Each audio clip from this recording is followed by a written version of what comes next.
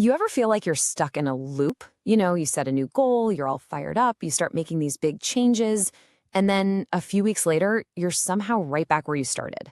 It is so frustrating, right? And it feels like a total personal failure. But what if the way we think about change is just fundamentally wrong? Let's get into this, because what we're going to talk about today is a brutally honest, but I think an incredibly powerful way to look at it. So here's the root of the whole problem. We all have this vision, right, of a future us, more disciplined, healthier, more productive. We imagine this awesome new life we want to build for ourselves.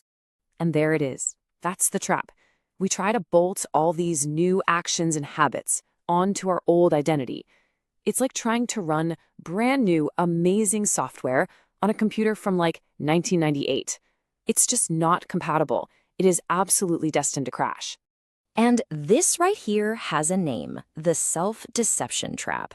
It's this weird paradox where we want a totally different future, but we're unconsciously, or maybe we are aware, clinging to the person we are right now. Your old identity, it's going to fight tooth and nail to protect its old habits because that's its comfort zone. That's all it knows. All right, so this kind of blows up that whole famous just do it idea, right? We're always told that if you just force yourself to do the thing, everything else will magically fall into place. But what if that entire model is completely backwards? I mean, it's a question we really have to ask ourselves. If all it took was sheer willpower and just doing stuff, we'd all be living our dream lives by now. But we're not. And that's because motivation, it's like a battery with a limited charge. It always burns out. And when it does, what's left? Well, your old identity is just sitting there, waiting to pull you right back into those same old familiar patterns. And this slide just lays it all out, doesn't it? On the left, you've got the common lie we all tell ourselves. Force the actions, get the results, and then maybe you'll feel like you have a new identity. But the hard truth, it works the complete opposite way.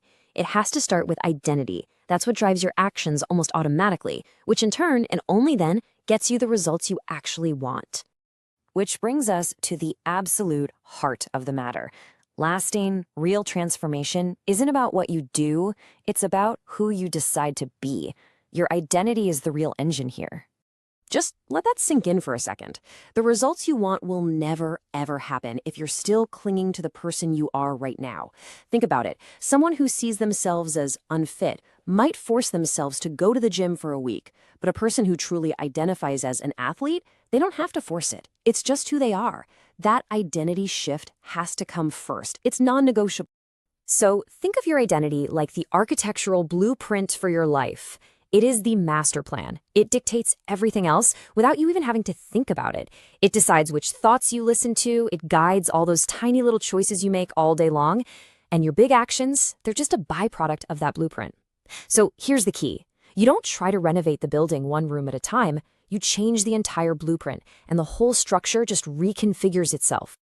Okay, so you're probably thinking, if identity is the key, how in the world do I actually change it? Well, it all comes down to asking one single, incredibly powerful question that can literally reframe your entire approach. We're all programmed to ask this, right? We make lists of all the things we need to add to our lives. Okay, I'm going to wake up earlier. I'm going to meditate. I'm going to hit the gym. But see, this is still focusing on action first. It's the wrong question.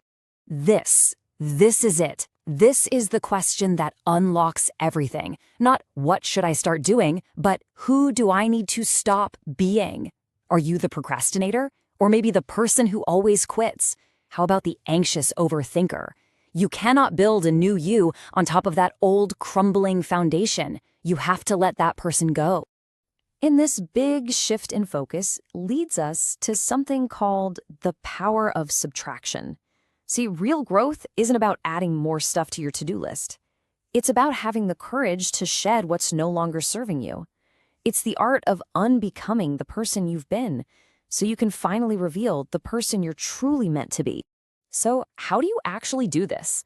Well, the process is brilliantly simple. Step 1, you name that old identity. Give it a label, like the procrastinator. This takes it out of the abstract and makes it something real you can observe. Step 2, you become a detective. You identify its playbook. What are its go-to excuses, its signature bad habits, its negative thoughts? And then, step 3, the most critical part, you interrupt those patterns the second they appear. The moment you catch yourself thinking, I'll do it tomorrow, you recognize it, you say, nope, that's the procrastinator talking, and you consciously choose a different path right then and there. So let's end with this really powerful idea. Your future self isn't some new person you have to build from scratch. They're someone you reveal. They are already in there, just buried underneath years of bad habits, limiting beliefs, and old identities. The real work isn't about adding something new. It's about chipping away at everything you are not. So the real question for you is, what are you willing to let go of?